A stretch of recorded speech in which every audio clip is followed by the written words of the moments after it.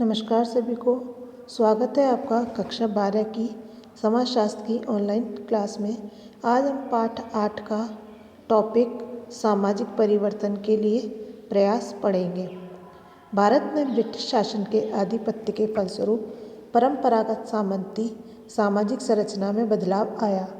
अंग्रेजी न्यायालयों की स्थापना ने सामंतों के अधिकारों को बहुत सीमित कर दिया।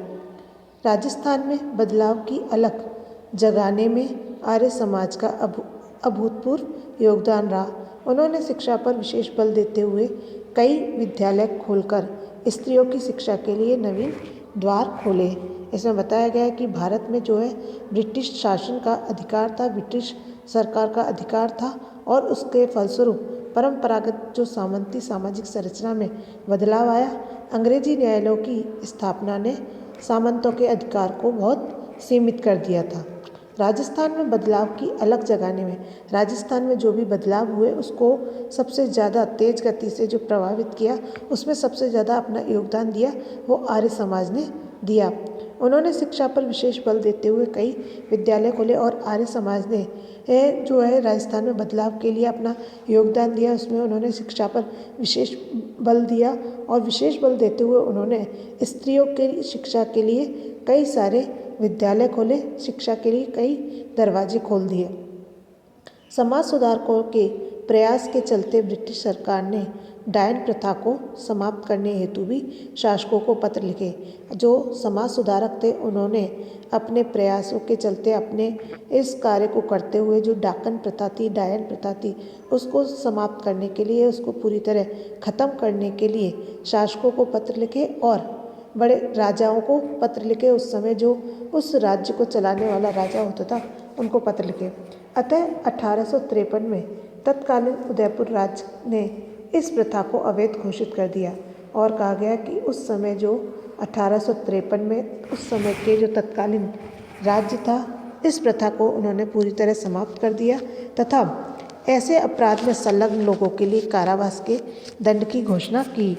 और उस समय जो है कि जो इस तरीके का अपराध करता था, इस तरीके के जो कार्य करता था, उन लोगों के लिए या इस तरीके के अपराध में जो शामिल लोग होते थे उनके लिए कारावास जेल की सज़ा रखी गई थी। इसी प्रकार तत्कालीन जयपुर, कोटा आदि राज्यों ने भी इसे गैर कानूनी घोषित कर दिया और कोटा, जयपुर राज्यों ने भी इसे गैर कानूनी ही साबित कर दिया। बहुपत्नी विवाह, बाल विवाह, विधवा विवाह निषेध जैसी कुप्रथाओं के विरुद्ध सन 1877 में उदयपुर महाराणा सज्जन सिंह की अध्यक्षता में 32 प्रमुख सामंतों एवं राज्य अधिकारियों की एक सभा में विवाह संबंधी ही नियम बनाने पर विचार किया गया तथा देश हितैषणी सभा की स्थापना भी की गई। अब ये आप इसे अंडरलाइन कर लें इसे कि विवाह संबंधी नियम बनाने पर विचार किया गया और देश हितैषणी सभा की स्थापना भी की गई। यह एकमात्र ऐसी संस्था थी जिसके माध्यम से शासकों ने प्रथम बार महिलाओं के हित के लिए कदम उठाए थे। ये जो देश हितैषणी सभा थी, इसमें पहली बार महिलाओं के कल्याण के लिए कार्य को करने के लिए आगे कदम बढ़ाया गया था। विवाह संबंधी नियम बनाए गए। 1887 में बाल्टर कृत राजपूत हितकारिणी सभा का गठन कर राज्य प्रतिनिधियों के प्रस्ताव पारित किए गए। अब जो 1887 में वाल्टर कृत राजपूत हितकारिणी सभा का गठन किया गया। ये भी आप अंडरलाइन कर लें, प्रश्न पूछा जाता है परीक्षा में कि वाल्टर कृत राजपूत हितकारिणी सभा की स्थापना कब की गई, तो 1887 में है। इस सभा का गठन किया, राज्य प्रतिनिधियों के प्रस्ताव को पारित किए गए। राज्य में एक केंद्रीय संगठन तो स्थापित नहीं हो सका परंतु कई स्वयंसेवी संस्थाएं बनी। अजमेर में राजस्थान सेवा संघ, मारवाड़ की मरुधर हितकारिणी सभा, देशी राज्य परिषद संस्थाओं ने सामाजिक जन जागृति फैलाई। समाज सुधारकों के दबाव के कारण ही ब्रिटिश अधिकारियों ने सती प्रथा या विधवा दहन जैसी अमानवीय ये प्रथाओं को समाप्त करने के लिए राजस्थान के शासकों को विवश किया, जिसकी परिणति यह रही कि जोधपुर उदयपुर के शासकों के प्रारंभिक विरोध के बाद धीरे धीरे राजस्थान के दूसरे शासक भी तैयार हो गए। अब इसमें बताया गया कि जो समाज सुधारकों के दबाव के कारण ही ब्रिटिश अधिकारियों ने सती प्रथा या विधवा दहन जैसी अमानवीय प्रथाओं को समाप्त करने के लिए राजस्थान के शासकों को विवश किया था, मजबूर कर दिया था, और जिसका परिणाम ये रहा कि जोधपुर और उदयपुर के जो शासक थे उन्होंने आरंभिक यानी शुरू में ही विरोध के बाद धीरे धीरे राजस्थान के दूसरे शासक भी तैयार हो गए। सर्वप्रथम 1822 में बूंदी में विधवा दहन और गैर कानूनी घोषित किया गया। कह रहे हैं बूंदी में जो विधवा दहन को गैर कानूनी साबित कर दिया गया। धीरे धीरे जब ये देखा, इसका परिणाम देखा, और परिणाम देखने के बाद अन्य राज्य जिलों ने भी इसे गैर कानूनी घोषित किया। उसके बाद 1830 में अलवर में, 1844 में जयपुर, 1846 में डूंगरपुर, बांसवाड़ा और प्रतापगढ़, 1848 में जोधपुर तथा कोटा, 1860 में उदयपुर राज्य ने विधवा दहन को अवैध करार कर दिया, अवैध घोषित कर दिया। राज्य में कन्या का भी विरोध किया गया। राज्य में कन्यावध का भी विरोध हुआ। बांकीदास की ख्यात के अनुसार 1836 में महाराणा रतन सिंह ने गया में अपने सभी सामंतों की सभा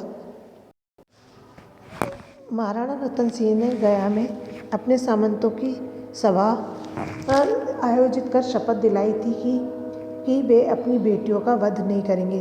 उस समय क्या है, कन्याओं का वध भी कर दिया जाता था। कन्यावध का भी विरोध करते हुए बंकिम दास की जो ख्यात के अनुसार, जो ख्यात है प्रसिद्धि, बंकिम दास की ख्यात का अर्थ है उनकी प्रसिद्धि के कारण उन्होंने महाराणा रतन सिंह को गया में अपनी सामंतियों की सभा में आयोजित, जो सामंतों की सभा थी उसको आयोजित किया, और उस सभा में उनको ये शपथ दिलाई, ये कसम दिलाई कि वे अपनी बेटियों का वध नहीं करेंगे। तत्पश्चात ब्रिटिश सरकार ने इसे हत्या बताते हुए कन्यावध प्रथा को बंद कर दिया। अब कह रहे हैं उसके बाद जब उनको उस सभा में शपथ दिलाई गई तो वे अपनी बेटियों का वध नहीं करेंगे, इस तरीके की उनको शपथ दिलाई। उसके बाद में ब्रिटिश सरकार ने इसे हत्या बताते हुए कन्यावध प्रथा को बंद कर दिया, और ब्रिटिश सरकार ने बाद में इसे हत्या माना और हत्या मानते हुए इस प्रथा को बंद कर दिया। इस प्रथा को बंद करने की चेष्टा की। अंततः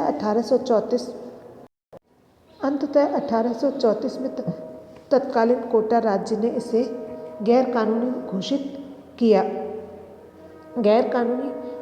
कर दिया। स्वतंत्रता के पश्चात राज्य में महिलाओं की परिस्थिति की स्वतंत्रता के बाद में राज्य में महिलाओं की क्या परिस्थिति थी। परिस्थिति का अर्थ मैं आपको बता चुकी हूँ कि परिस्थिति से तात्पर्य इस व्यक्ति के पद या प्रतिष्ठा से होता है। स्वतंत्रता के पश्चात विभिन्न संवैधानिक व्यवस्थाओं एवं महिलाओं की समानता, सुरक्षा एवं हितों को ध्यान में रखते हुए बने विभिन्न वैधानिक प्रावधानों ने स्त्री की परिस्थिति को उच्च करने में अपनी महत्वपूर्ण भूमिका निभाई। अब इसमें बताया गया कि जो वैधानिक प्रावधान थे उन प्रावधानों ने स्त्री की परिस्थिति को उच्च करने में, ऊंचा उठाने में अपना महत्वपूर्ण सहयोग दिया, अपना महत्वपूर्ण भूमिका निभाई। इसका तात्पर्य ये कदापि नहीं है कि वे इन वैधानिक और संवैधानिक प्रावधानों ने स्त्रियों की परिस्थिति में आमूलचूल परिवर्तन कर दिया। यह आवश्यक हुआ कि भारतीय महिलाओं को अपने अधिकारों को पाने में सहजता हो गई। अब उसमें बताया गया कि इन वैधानिक एवं संवैधानिक प्रावधानों ने स्त्रियों की परिस्थिति में आमूलचूल का तात्पर्य यहाँ पर आमूलचूल का जो अर्थ है उसे कह सकते हैं हम थोड़ा बहुत परिवर्तन, थोड़ा सा जो परिवर्तन होता है उसे आमूलचूल परिवर्तन कहा जाता है, कर दिया। यह आवश्यक हुआ कि भारतीय महिलाओं को अपने अधिकारों को पाने में सहजता हो गई, और भारतीय महिलाएं जो है अपने अधिकारों को आसानी से प्राप्त करने लगी थी, उन्हें उसको हासिल करने में सहजता हो गई, किसी प्रकार की कोई परेशानी नहीं हुई। स्वतंत्रता के पश्चात राजस्थान की महिलाओं की परिस्थिति में परिवर्तन हुआ। शिक्षा, स्वास्थ्य, सामाजिक न्याय से संबंधित अधिकांश सूचकांकों में सकारात्मक प्रगति हुई, परंतु ये राष्ट्रीय स्तर से अब भी कम है। उदाहरणार्थ, लिंग आधारित आंकड़ों के अनुसार शिशु मृत्यु दर बालिकाओं में 553 प्रति हजार जीवित जन्म है। सामान्य लिंगानुपात जो 2001 से 1 में 921 महिलाएं प्रति हजार पुरुष था, वह बेहतर होकर के 2011 में 926 हो गया। लैंगिक पक्षपात स्त्रियों की गरिमा पर चोट पहुंचाता है। यह एक कटु सत्य है कि गर्भ में आने से लेकर के स्त्री जीवन के हर स्तर की उसकी स्थिति, सुरक्षा एवं संरक्षण का प्रश्न गहराता जाता है। यह भी सत्य है कि आर्थिक विकास और तकनीकी प्रगति ने अमूमन लोगों की सोच को परिवर्तित नहीं किया। अब इसमें ये बताया गया है कि यहाँ पर जो स्वास्थ्य, सामाजिक न्याय से संबंधित अधिकांश सूचकांक हैं, जो आंकड़े, सूचनाएं हैं, उनमें सकारात्मक प्रगति हुई और भारतीय राष्ट्रीय स्तर पर अब भी ये कम है। और उदाहरण के लिए यहाँ पर बताया है, लिंग आधारित आंकड़ों को देखा जाए तो लिंग आधारित आंकड़ों में शिशु मृत्यु दर में बालिकाओं में 553 प्रति हजार व्यक्ति जीवित जन्म है और सामान्य लिंगानुपात जो है वो 2001 की जनगणना में 921 महिलाएं प्रति हजार पुरुषों पर था। वह बेहतर होकर के, वह अच्छा होकर के 2011 में 926 हो गया। 2001 में जो लिंगानुपात था महिलाओं का वो 921 था, जो 2011 में 926 हो गया। लैंगिक पक्षपात स्त्रियों की गरिमा पर चोट पहुंचाता है। जो लिंग को देख करके लैंगिक जो पक्षपात होता है, यानी कि लड़के और लड़कियों में जो भेदभाव किया जाता है, वो स्त्रियों की गरिमा को चोट पहुंचाता है। ये एक प्रकार का कड़वा सत्य है कि बालिका जो कड़वा सत्य, कटु सत्य, गर्भ में आने से लेकर के स्त्री जन्म के हर स्तर पर उसकी सुरक्षा, संरक्षण का प्रश्न गहराता है। जब बालिका के गर्भ में आने से लेकर के जब तक वो जन्म लेती है, मृत्यु होती है, उसके हर समय पर कोई ना कोई संकट गहराता रहता है, कोई ना कोई समस्या उसके सामने आती रहती है। यह भी सत्य है कि आर्थिक विकास और तकनीकी प्रगति ने अमूमन लोगों की सोच को परिवर्तित नहीं किया। अब यहाँ पर ये बताया जा रहा है कि ये सत्य है कि आर्थिक विकास और तकनीकी प्रगति ने लोगों की सोच में परिवर्तन नहीं किया है, उसको किसी प्रकार का कोई अंतर नहीं आया है। भारत के अन्य क्षेत्रों के समान राजस्थान में भी महिलाओं के विरुद्ध लैंगिक भेदभाव जीवन के प्रत्येक क्षेत्र में परिलक्षित होता है। बाल विवाह, जो कि राजस्थान में आज भी चोरी छिपे संपन्न किए जाते हैं, राज्य स्तरीय प्रयासों के चलते उनमें शने शने सुधार हो रहा है।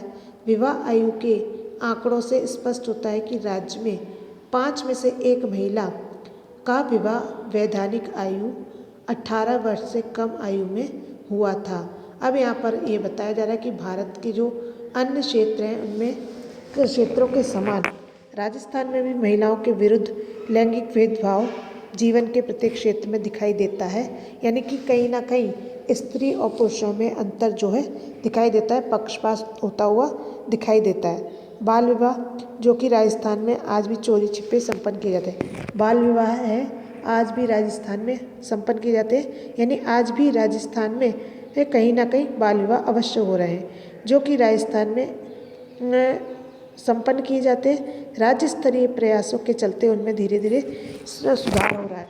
और जो राजस्थान में बाल विवाह हो रहे हैं, जो राज्य स्तर पर जो प्रयास किए जा रहे हैं, उन प्रयासों के कारण से उनमें धीरे धीरे अब परिवर्तन हो रहा है, सुधार हो रहा है। विवाह आयु के आंकड़ों से स्पष्ट होता है कि राज्य में अभी अगर विवाह आयु के जो आंकड़े हम देखते हैं, उन आंकड़ों को देखने के बाद, उनको समझने के बाद हमें ये पता चलता है कि ये ज्ञात होता है कि 5 में से 1 महिला का वैधानिक आयु का तात्पर्य 18 वर्ष 18 वर्ष से कम आयु में हुआ था। और यह अनुपात ग्रामीण क्षेत्रों में शहरी क्षेत्रों की तुलना में बहुत अधिक था। बाल विवाह निषेध, जो स्वतंत्रता के बाद राज्य सरकार की प्राथमिक जिम्मेदारी बन चुकी है, वैधानिक नियमों की सख्ती से पालना करने के अलावा जन जागृति के माध्यम से राज्य में इसे रोकने की चेष्टा की जा रही है। सदियों से जड़ों में समाई इस कुरीति को दूर करना सहज नहीं है, परंतु राज्य सरकार के निरंतर प्रयासों के चलते राज्य में विवाह की औसत आयु 19.7 वर्ष तक बढ़ाई गई। पहले जो है विवाह की आयु 18 वर्ष थी, लेकिन यहाँ पर राज्य सरकार ने जो निरंतर प्रयास किए, उन प्रयासों के चलते हुए राज्य में विवाह की जो औसत आयु कर दी गई वो 19.7 वर्ष तक बढ़ गई थी। परंतु अभी भी राज्य के ग्रामीण इलाकों में प्रत्येक चौथी बालिका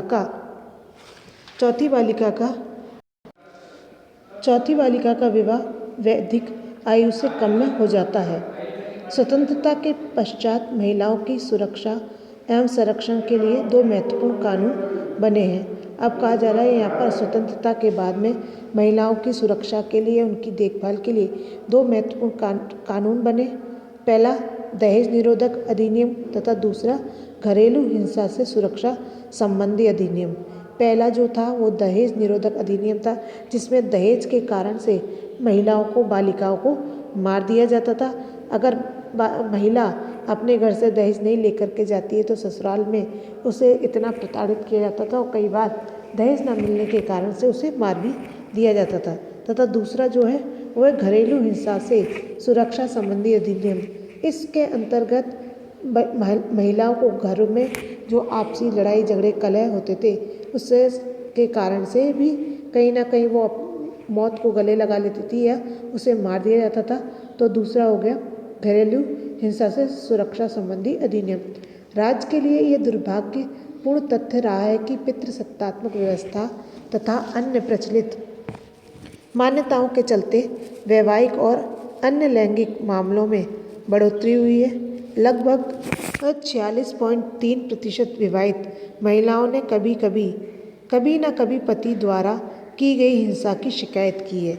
अब यहाँ पर बताया जा रहा है कि जो वैवाहिक और अन्य लैंगिक मामलों में बढ़ोतरी हुई है, उसमें लगभग जो 46.3% जो विवाहित महिलाएं हैं, उन्होंने कभी ना कभी पति के द्वारा जो हिंसा की गई, पति के द्वारा उन्हें डांटा गया या पति के द्वारा उन्हें मारा गया या पति के द्वारा किसी भी तरीके से प्रताड़ित किया गया, तो इसकी शिकायत जरूर की गई। राजस्थान में घरेलू निर्णय में विवाहित महिलाओं की भूमिका मात्र 22.8% है। अब कह रहे हैं कि यहाँ पर राजस्थान में जो घरेलू निर्णय होते हैं, घरों में जो निर्णय लिए जाते हैं, जो डिसीजन लिया जाता है, उनमें विवाहित महिलाओं की जो भूमिका थी मात्र 22.8% है। वहाँ एवं ग्रामीण क्षेत्रों में ये प्रतिशत और भी कम है। शिक्षा के निर्णय लेने में उनकी भूमिका बड़ी है और शिक्षा का जो निर्णय लेना है, बालिका को पढ़ना नहीं पढ़ना है, उसके लिए उनमें उनकी भूमिका बड़ी है। लेकिन चौंकाने वाला तथ्य ये है ज़्यादा शिक्षा प्राप्त महिलाओं में से 57.8% महिलाओं ने घरेलू निर्णय में कोई योगदान नहीं दिया। अब कह रहे हैं शिक्षा के प्रति जो है निर्णय लेने की तो उनकी भूमिका बड़ी, लेकिन सबसे ज़्यादा जो आश्चर्यजनक बात है, चौंकाने वाली बात है, तथ्य है, वो है ज़्यादा शिक्षा प्राप्त महिलाओं ने में से 57.8% महिला ऐसी है जिन्होंने घरेलू निर्णयों में कोई योगदान नहीं दिया। यानी कि पढ़ी लिखी होने के बाद भी घरेलू जो निर्णय हो रहे हैं उसमें किसी भी प्रकार का कोई अपना निर्णय नहीं लिया, किसी भी प्रकार की बातचीत करने में कोई रुचि नहीं दिखाई। उपरोक्त परिस्थितियों के विश्लेषण से ये तथ्य तो स्पष्ट होता है कि स्वास्थ्य, पोषण, बालिका और महिलाओं के कल्याण हेतु सामाजिक, पारिवारिक तथा सरकारी स्तर पर प्रयासों को बढ़ाने के साथ ही राज्य में महिलाओं की स्थिति में सकारात्मक रूप से परिवर्तन आया है। सामाजिक आर्थिक विकास से यद्यपि राज्य की महिलाओं की स्थिति सुधरी है, परंतु लैंगिक असमानता प्रत्येक क्षेत्र में आज भी दृष्टिगोचर होती है। यानी कि जो लैंगिक असमानता, लिंग को आधार पर जो असमानता, भेदभाव है, वो आज भी दिखाई देता है। हमें ये विचार करना होगा कि किन साधनों के माध्यम से हम राज्य की महिलाओं के साथ हो रहे किसी भी किस्म के भेदभाव को समाप्त करें। अब इसमें कहा गया कि हमें इस तथ्य पर विचार करना होगा, इस तथ्य को गहराई से सोचना होगा कि किन साधनों से हम राज्य की जो महिलाओं के साथ में किसी भी प्रकार का जो भेदभाव है या जो उनके साथ में पक्षपात किया जा रहा है वो किस प्रकार से समाप्त किया जाए, साथ ही उन्हें स्वयं निर्णय लेने के लिए उनमें सक्षम बना सके। यानी उसके साथ में किस तरीके का काम किया जाए कि वो खुद अपने निर्णय लेने में सक्षम हो और वो उस कार्य को करें और जो लिंग का भेदभाव है उस भेदभाव को समाप्त किया जाए, तो उन्हें स्वयं के निर्णय लेने में सक्षम बना सके। एक महत्वपूर्ण तथ्य यह भी है कि राज्य की महिलाओं को उपलब्ध सेवाओं पर समान अधिकार और संसाधनों पर न्याय संगत नियंत्रण का अधिकार मिले। इन उद्देश्य की पूर्ति हेतु न्याय प्रवर्तन एजेंसियां, नागरिक, सामाजिक, सरकार, चिकित्सा सेवा प्रदाता, परिवार और समुदाय द्वारा एक व्यापक और समन्वय कार्यवाही की जानी चाहिए। कहा जा रहा है कि जो ये महिलाएं हैं किसी भी प्रकार का कोई निर्णय नहीं ले रही हैं, उन महिलाओं को निर्णय लेने के लिए इतना सक्षम बनाया जाए और उन राज्य की महिलाओं को उपलब्ध सेवाओं पर समान अधिकारों, संसाधनों पर न्याय संगत नियंत्रण का अधिकार मिले कि जो भी संसाधन है उन पर उनका अधिकार हो। इन उद्देश्यों की पूर्ति हेतु प्रवर्तन एजेंसियां, नागरिक, समाज, सरकार, चिकित्सा सेवा प्रदाता, परिवार, समाज द्वारा एक व्यापक और समन्वित कार्यवाही की जानी आवश्यक है।